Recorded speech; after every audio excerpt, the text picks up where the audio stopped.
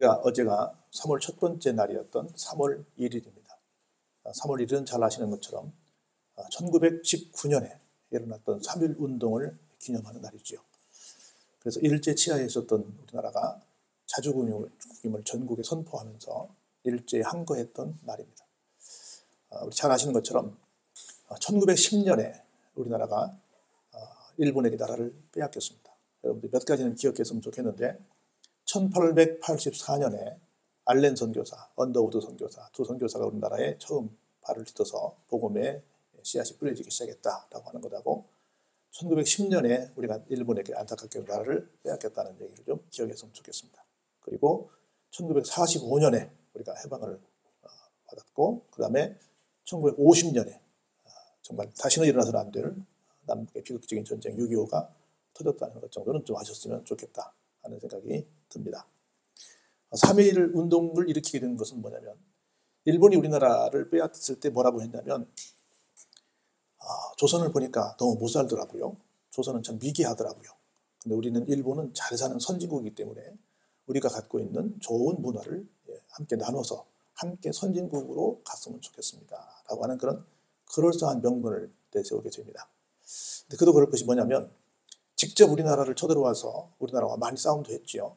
근데 그것보다는 일본은 점점 자기 섬나라니까 이쪽으로 건너와서 자기 나라를 확장하고 싶은 마음이 있었죠. 첫 번째 대상이 중국이었고 조금 더 대상이 러시아까지 됐는데 소련이었는데 소련까지 됐죠. 그래서 중국과 싸움을 하는데 전쟁터가 우리나라였습니다. 또 역시 러시아와 싸울 때도 전쟁터가 우리나라였습니다. 그러면서 빈번하게 직접 쳐들어와서 보고 다른 나라와 싸울 때도 와서 보고 하니까 조선이라는 나라가 솔직히 만만한 나라였습니다. 그래가지고 우리가 그냥 삼켜도 되겠네? 라고 생각해서 결국 정복을 하고 맙니다. 그래서 와가지고 이 사람들은 우리 그런 말 하잖아요. 조선 사람들은 맞으면 된다고. 그래서 좀 위협하면 무섭게 하면 공포정치하면 우리 말을 잘 들을 거 해가지고 1910년부터 굉장히 무섭게 막 우리를 합정을 했습니다. 심지어 학교 선생님이 칼 차고 들어와서 수업을 했어요. 그 옛날 우리 어른들은 애들이 울면 누구 온다 그랬어요?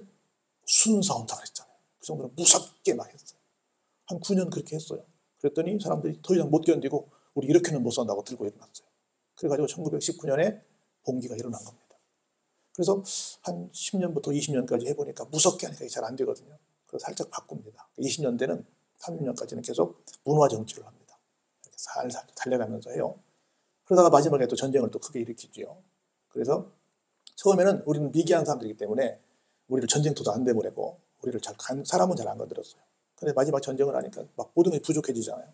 그래서 우리를 막 전쟁터에 남자들은 끌어가고 여자들은 막 정신대로 끌어가고 심지어 막 놋그릇까지 모든 것들을 다 끌어가는 옛날 같으면 이것도 못 남았을 거예요. 전부 다 끌어가는 그런 정치를 30년 이후에 합니다. 그러다가 나중에 막 모든 김제에 있는 쌀들부터 시작해서 필요한 것들 다 갖다 쓰죠. 그러다가 45년에 우리 힘으로는 아니지만 나가사키하고 히로시마에 원폭이 떨어져서 무조건 항복을 하게 돼서 우리는 엉겁결에 그냥 해방이 됐죠. 그래서 지금은 오히려 한류가 전 세계를 강타하니까 자기들이 선진국이라고 했지만 오히려 우리가 선진국이 된 역전된 상황이 됐습니다. 그래서 그때 그 정점에서 많은 사람들이 우리 이대로 있어서는 안 되지 라고 했던 운동 중에 하나가 3.1 운동이었습니다. 우리 잘 아시는 것처럼 독립기념관이 전두환 대통령 당시 한 120-30만 평을 목천에 두어서 거기 한 70% 이상을 독립기념관에 쓰고 30% 정도를 청소년 수련관에 쓰고 있어서 목천 IC 앞에 독립기념관이 있는데 우리나라 그 중심이 되기도 하지만 거기 또 바로 조금 있다가 매봉교회, 유관순 우리 누나의 고향 교회가 있고 거기서 또 공주로 유학을 갔다가 거기서 이화여대로 또 가서 공부를 해서 내려와서 우리 잘 아는 순대거리가 아우네장터잖아요. 거기서 3.1 운동을 일으켰던 우리에게는 아주 익숙한 친숙한 공간 옆집이 있기 때문에 잘 알아야 될 그날이 바로 3.1 운동의 날이라고 생각이 듭니다. 그래서 우리도 우리끼리 뭔가 해볼 수 있어 한번 이렇게 좀 부르짖었던 날인 걸 기억하시고 일본이 우리를 점령한 것도 안 되지만 그렇게 무단 정치는 안 되는구나 라고 하는 걸 한번 보여줬던 날이기 때문에 그 선조들 그러면서 앞장선 사람들이 33인의 우리 민족 대표들이 나왔잖아요. 그 가운데 50% 정도가 누구였습니까? 기독교인들이었잖아요. 그래서 기독교와 나라와 민족을 위해서 정말 큰 헌신을 해서 자랑스러운 역사 가운데 우리 기독교인들이 들어있다. 이걸 기억해서 우리 교회에서도 이날을 3.1 기념주일이다라고 해서 모든 교회들이 지키고 있습니다. 여러분들도 자랑스럽게 생각하시면서 늘 나라와 민족을 위해서 성도로서 어떻게 해야 될 것인가를 생각해보는 귀한 시간 되기를 바랍니다. 그리고 이제 오늘은 우리 절기적으로는 우리 성탄절을 통해서 주님이 나타나셨지 않습니까? 성탄주일이 지난 다음 주현주일 그렇게 말하잖아요. 주현절 우리가 8번째 보내면서 주님께서 잠깐 정말 하늘의 신비한 모습을 우리에게 보여주시면서 나의 실제 모습은 이런 모습이야 라고 본인을 오픈한 그런 산상 변모주일이 되기도 합니다. 그에 대한 얘기는 이따 찬양 예배 때 잠깐 더불어 나누도록 하겠습니다. 그러면서 예수님은 어떤 분이신가를 우리가 좀 잘 알아야 되지 않을까 하는 생각이 들면서 오늘 예수님에 대한 얘기를 늘 믿고 따르고 있지만 12절부터 한번 보도록 하겠습니다. 예수께서 또 말씀하여 이르시되, 예수님이 본인을 이렇게 소개하십니다. 나는 세상의 빛이다. 우리를 향해서 너희는 세상의 빛이고 소금이고 그리스도의 편지고 그리스도의 향이다. 우리를 향해서도 그렇게 말씀하신 바가 계신데 주님이 직접 말씀하십니다. 나는 세상의 빛이다.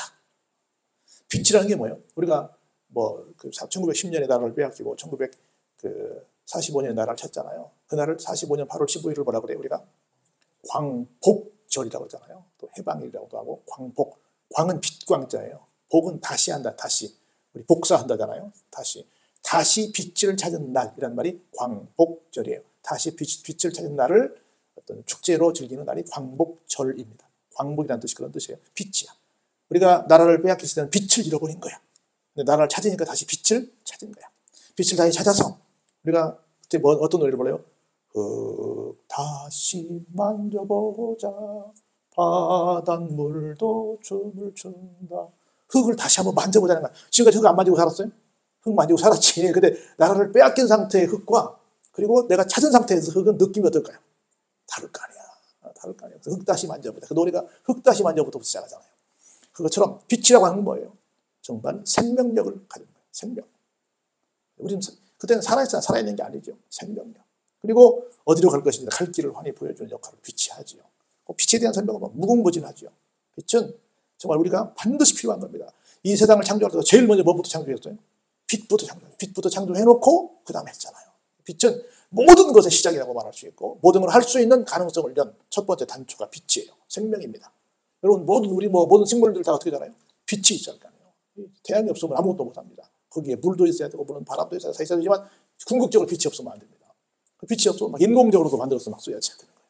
빛이 있어야 되는 거예요. 그래서 빛이라고 하는 건 반드시 있어야 될 존재다. 절대로 있어도 되고 없어도 되는 게 아니라 반드시 꼭이라는 존재입니다. 그러면서 이렇게 말씀을 이어가십니다. 나는 예수님이에요. 예수님을 따르는 자는 어둠에 다니지 않는다. 그리고 뭘 얻는다? 생명의 빛을 얻게 됩니다. 어둠이라고 하는 게 뭐예요? 우리가 정확히 뭔지를 모르고 하는 것이지요.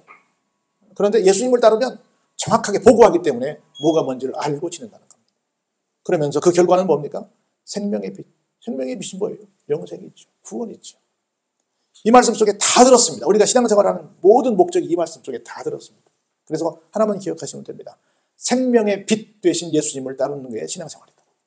예수님을 정확하게 아는 것이다. 이걸 기억하시고 이걸 꼭 믿고 이걸 절대로 놓지 않기를 주의 이름으로 축원합니다. 오늘 이 말씀을 쭉 듣고 바리새인들은 도대체 무슨 말인지를 못 알아들었습니다. 야, 내가 보니까 말이야, 너를 위해 충고 한마디 할게.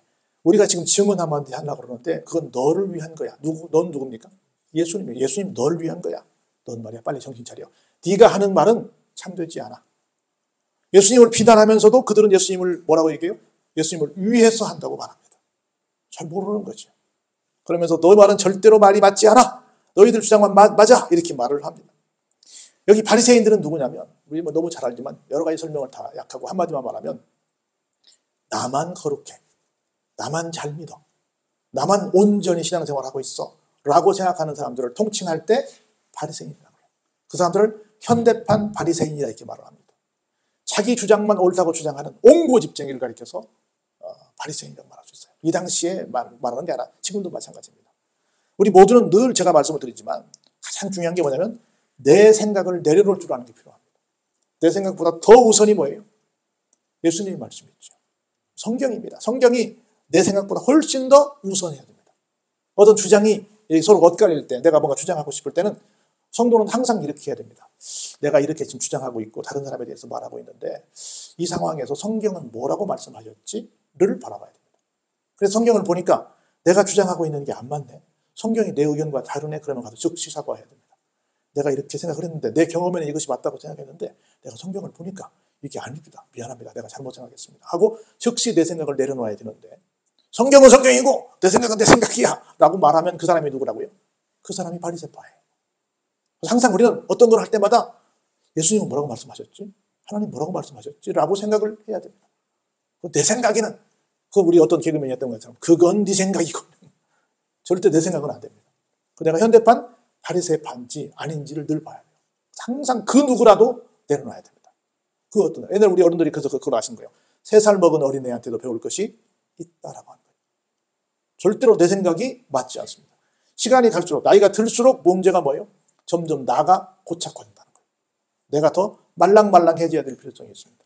말랑말랑해지지 않으니까 얼마나 고착이 심했냐면 2000년이 지난 지금까지도 유대교인들은 예수님이 안 오셨다고 생각을 합니다. 지금도 오실 예수님을 기다립니다. 다시 오시지 아니라 처음 오실 예수님을 기다리고 있는 거예요. 뭐가 깨지지 않아요? 내 생각이 깨지지 않습니다. 예수님께서 말씀을 이렇게 하십니다. 볼까요? 내가 나를 위해 증언해도 사실은 나는 진짜만 말하거든. 본인의 주장을 굉장히 예수님이 강하게 말씀하십니다. 그런데 내가 왜 내 말이 참되다라고 너희들 앞에 너희들이 나를 비난해도 주장하는 줄 아니? 무엇이 아는 사람이고 무엇이 모르는 사람인지를 구분하는 줄 아니? 여러분 잘 생각해 보세요. 무엇이 진짜 아는 것일까? 무엇이 진짜 모르는 것일까? 여기서 정답을 딱 말씀하십니다. 볼까요? 나는 말이야. 나는 누굽니까? 예수님이세요. 예수님은 말이야. 어디서 오며 어디로 가는 것을 안단다. 그런데 너희들을 포함한 지구촌 모든 사람들은 어디서 왔고 어디로 가는지를 모른단다. 길을 모른다는 거예요. 그래서 안다는 것은 내가 어디서부터 왔고 어디로 가는지.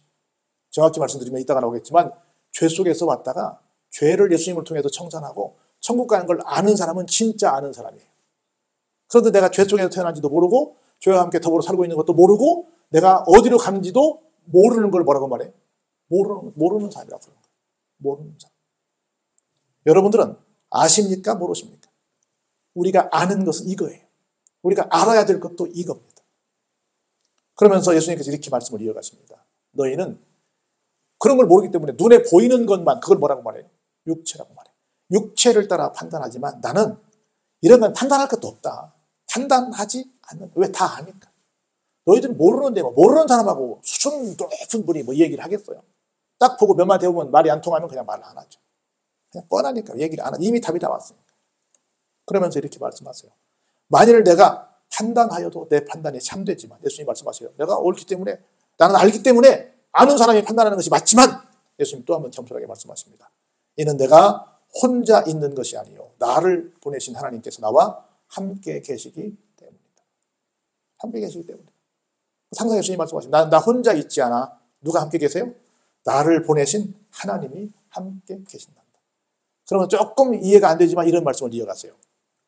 율법의 말이야. 누군가를 고발하거나 누군가에 대해서 얘기할 때는 혼자 와서 말을 해서는 그 주장이 받아들여지지 않는다. 적어도 몇 사람 이상이 와야 된다. 2사람 이상이 와서 증언을 해. 아 그래? 너도 그거 봤어? 당신도 그거 봤어? 그래? 하면 그것이 인정이 된단다. 그게 율법 아니니? 그것처럼 나도 그렇다. 그럴까요? 내가 나를 위하여 증언하는 자가 된다. 나는 내가 참이니까. 그런데 나만이 아니라 나를 보내신 아버지도 내 말이 맞다고 나를 위해서 증언하신단다. 라고 얘기를 합니다. 그래서 세상의 기준으로 봐도 나는 옳아! 라고 예수님께서 주장을 하시는 것을 볼 수 있습니다. 그러면서 볼까요? 그랬더니 도대체 이 당시의 상황으로서는 지금 사람도 많이 그렇지만 이 예수님의 말씀을 이해할 수가 없는 거예요. 그래서 바리새인들이 말합니다. 그러면 네 아버지 어디 있니? 네가 말하는 네 아버지, 네가 말하는 우리가 믿는 하나님 말고 네가 믿는 하나님 어디 계시니라고 묻습니다. 우리도 그런 얘기 하잖아요. 당신이 믿는 하나님 한번 내놔봐. 내가 믿는 하나님과 다르잖아. 이렇게 말할 때 있잖아요. 이 사람들도 하나님을 잘 믿는다고 생각하기 때문에 우리도 하나님을 아버지라고 부르고 하나님을 믿고 있는데 우리가 믿는 하나님은 그런 분이 아닌데 네가 믿는 하나님 어디 계신지 한번 내놔봐라 이렇게 말을 합니다. 그러면서 이렇게 예수님이 대답을 하세요. 너희는 나를 알지 못하고 내 아버지도 알지 못하는데 만일 나 예수를 알았다고 한다면 너희는 누구를 알 것이다? 하나님 아버지도 알았을 거야. 우리가 하나님 아버지를 알기를 원합니다. 하나님 아버지를 만나기를 원합니다. 그런데 늘 말씀드리지만 우리는 3단계를 거쳐서 만나야 되는 거예요. 성령님을 만나야 성령님이 하시는 모든 최종 목적은 뭐냐면 우리를 예수님께 인도하시는 겁니다. 예수님을 소개하는 거예요. 예수님을 만나게 하시는 역할을 하신 분이 누구라고요? 성령님이라고. 그 성령님을 통해서 만난 예수님이 우리의 죄의 문제를 해결해 주십니다. 죄의 문제를 해결하신 다음에 예수님께서 우리를 누구에게 안내하세요? 하나님께 안내하십니다. 그러니까 성령님을 만나는 것이 1단계고 예수님을 만나는 것이 2단계고 하나님을 만나는 게 3단계인데 이 사람들은 성령님도 무시하고 예수님도 무시하고 누구만 만난다고 말해요? 하나님만 만난다고 말하니까 말이 안 된다는 거죠. 그런 거로 예수님이 말씀하십니다. 나를 알면 누구도 안다? 하나님 아버지를 안다. 더 정확히 말하면 성령님을 만나면 누구를 안다? 예수님을 알고 예수님을 알고 만나면 하나님을 만난다는 거죠. 우리는 이제 지나놓고 보니까 이게 전체적으로 그림이 그려졌는데 이 당시에는 이 사람들에게 이 말이 뭔 말이야? 라고 했던 겁니다. 근데 볼까요? 이 말씀을 지금 어디서 해요? 성전 안에서 합니다. 성전 앞에 어디서? 우리도 입구에 헌금함이 있잖아요. 그 헌금함 앞에서 합니다. 그걸 열심히 가르치세요. 그런데 막 안 믿고 따지면서도 막상 예수님을 체포할 수는 없었습니다. 왜냐하면 아직은 예수님의 때가 이르지 아니었기 때문에 아직은 예수님께서 돌아가실 때가 아니었기 때문에 그냥 토론만 했지 막상 체포는 못했다라고 말씀을 하십니다. 그러면서 예수님께서 다시 말씀을 하십니다. 너희는 말이야 계속해서 내가 누군지를 알아볼 거야. 나를 쫓아다닐 거야. 나를 막 찾을 거야. 그런데 나를 찾고 찾다가 끝내 깨닫지 못하고 너희 생각을 내려놓지 못하면 깨닫지 못하고 그냥 나를 깨닫지 못하면 어떠다 죽어요?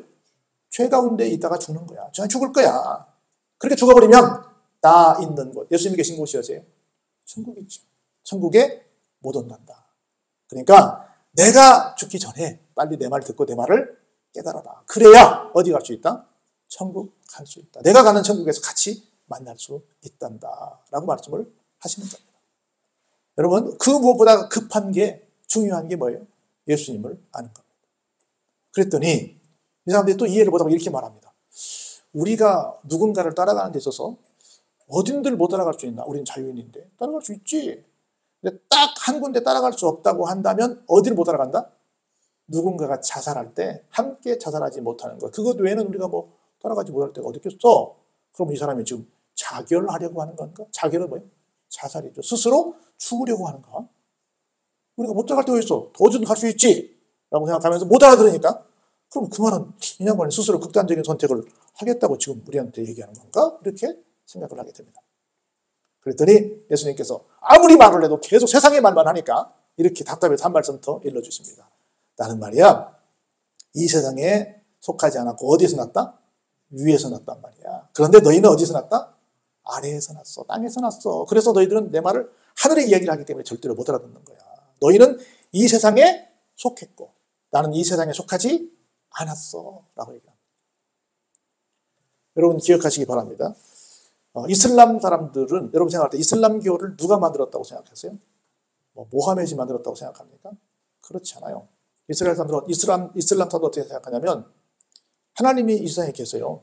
근데 하나님께서 하나님의 뜻을 이 세상 사람들에게 전달하는데 누구를 통해 전달하냐면 선지자를 통해 전달하는 거예요. 처음에 아담을 보내고 그 다음에 여러분이 아시는 아브라함을 보내고 그 다음에 모세를 보내고 예수님을 보내고 계속 보내는데 보낼 때마다 사람들이 처음에는 말을 듣더니 시간이 흐르면 또 말을 안 듣고 다시 죄악 가운데 머물고 또 죄악 가운데 머물고 해서 계속 틈내서 보냈어요. 그러다가 신약시대에 와서 예수님을 보낸 거예요. 예수님도 아담처럼 그리고 아브라함처럼 그리고 모세처럼 그리고 이렇게 이런 여러 사람들이 하나님께서 보낸 선지자들처럼 보냈는데 예언자로 보냈는데 안 되는 거라. 예수님도 보내서 처음엔 전혀 다 안 된 거라. 그래서 마지막 예언자, 마지막 선지자, 마지막 심부름꾼을 누가 보냈어요? 모하메드에서 보냈다는 거예요. 그래서 신이 아니라. 그래서 그 양반이 죽으니까 그 사람, 그 양반을 추종하는 사람들이 만든 게 뭐예요? 이슬람교야. 그래서 이슬람은 모하메드 신이 아니에요. 그래서 그렇게 아주 훌륭하게 자기들도 인정하고 존경하는, 왜냐하면 모하메드 선배가 예수님이라고 생각하니까. 모하메드 선배가 아브라함이고 선배가 모세라고 생각을 하니까, 아담이라고 생각하니까 다 존경을 하고 다 믿어요. 근데 뭘로는 믿지 않아요? 신으로는 믿지 않아요. 무슨 말인지 가지세요? 그게 이슬람의 구조야. 그런 것처럼 계속 사람의 눈으로 거기 훌륭한 사람으로만 생각을 하니까 이게 이해가 절대로 안 되는 거예요. 근데 우리는 이걸 요식하게 신학에서는 예수님을 가리켜서 Son of Man, Son은 아들이라는 뜻이에요. 어부는 뭐뭐의인데 Son of Man은 사람의 아들이라는 뜻이에요. 또 하나는 Son of God이라고 그래요. 하나님의 아들이라는 뜻이에요. 완전한 인성도 가지고 계시고 완전한 신성도 가지고 계신 분이 바로 누구시다? 예수님이시다. Son of Man, Son of God이라고 이렇게 신학적으로 말을 해요. 그래서 저들이 말하는 존경의 대상만이 되는 것이야. 존경의 대상 맞죠? 존경의 대상만이 아니라 진짜 우리가 믿어야 될 믿음의 대상이 되신다.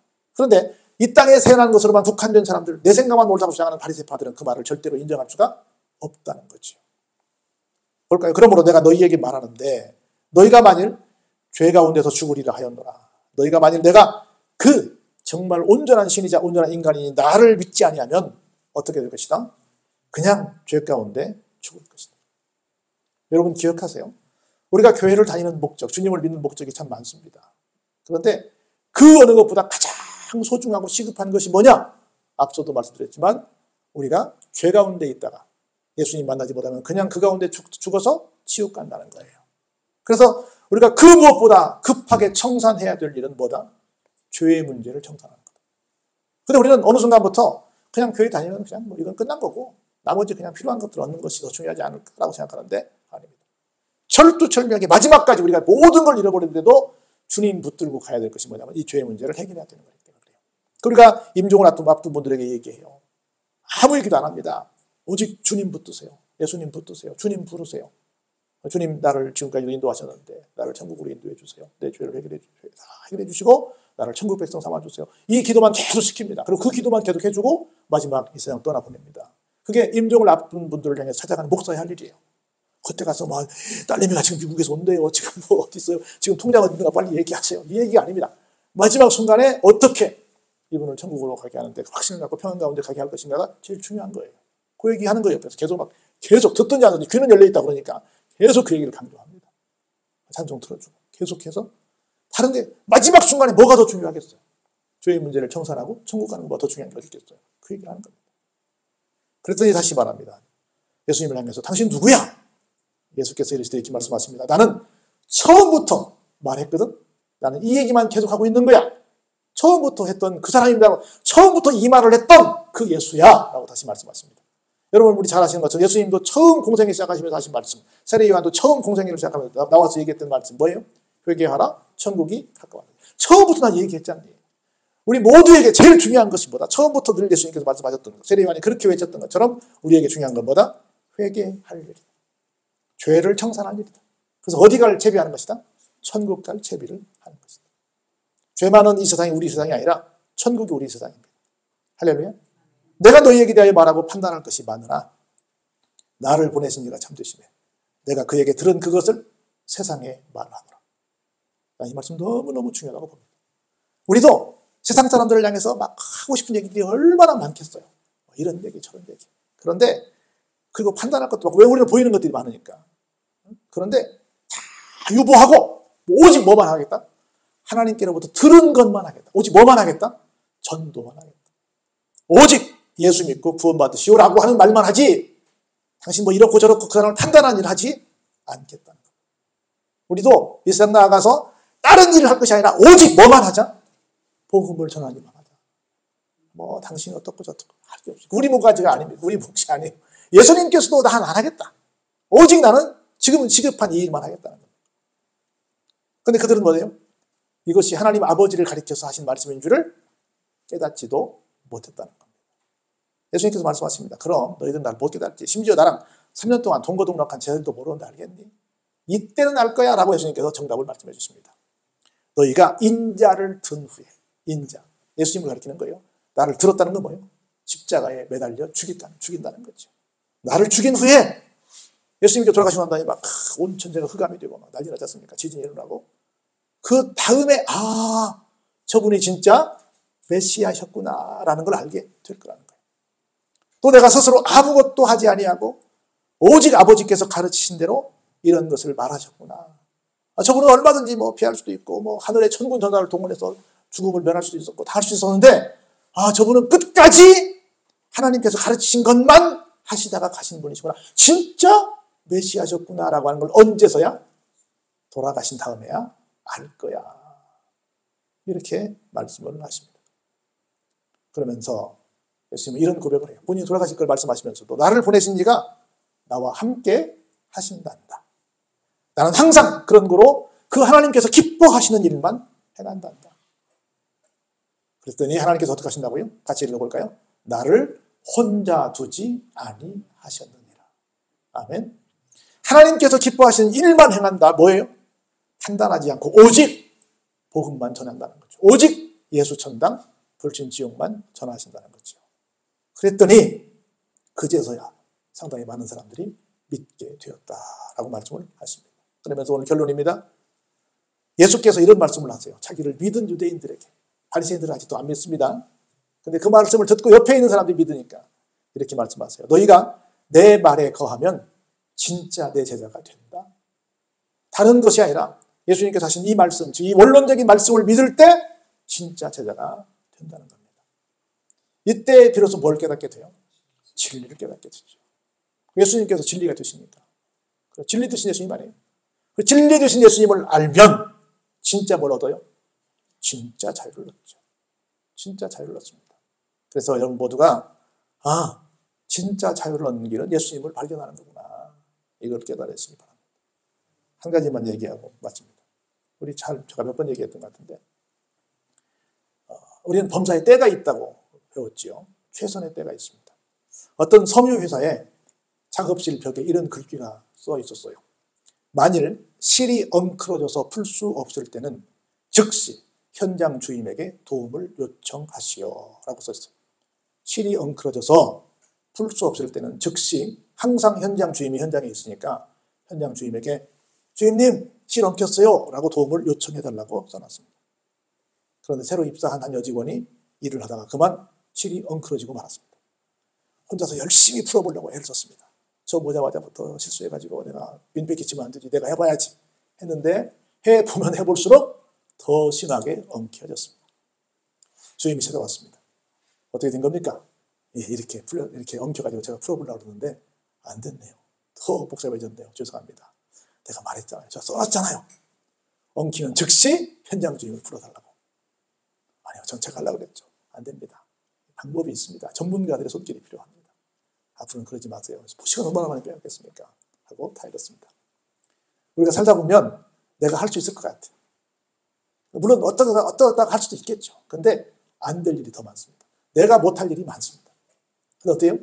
전문가에게 요청을 해야죠.